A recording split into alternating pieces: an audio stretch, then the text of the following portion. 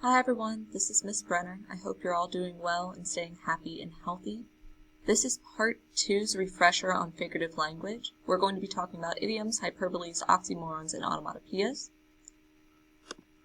So once again, in that same Google Doc, this is part 2's. We're going to fill in the definition and an example. So idioms. Idiom is a common phrase which means something different from its literal meaning, but is understood because it's popular use.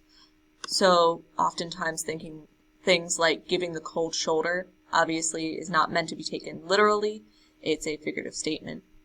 I'm all ears is once again not meant to be taken literally. It costs an arm and a leg.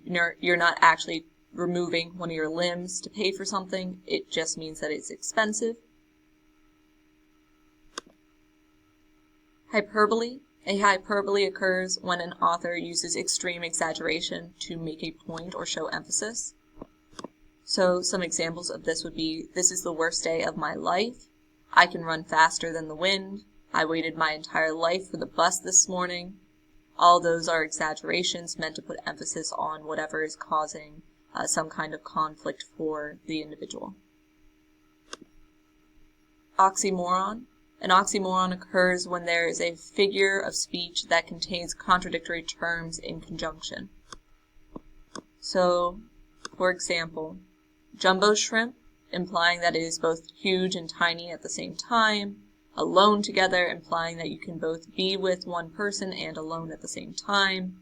Clearly confused, implying that somebody is enlightened of their confusion. All of these are oxymorons. Onomatopoeia. An onomatopoeia occurs when a word describes a sound and actually mimics the sound. So, obviously, for some things, we have set terms for describing sound. So, like the popcorn in the microwave went pop pop. I listened as the door went click and I was locked in. Beep beep beep, the alarm across the room yelled. All of these are examples of onomatopoeia, and the last one could also be personification. Alrighty guys, so those are all of our different forms of figurative language that we will be using in class together. Once again, this is just a refresher. Alrighty guys, I will talk to you later. Bye.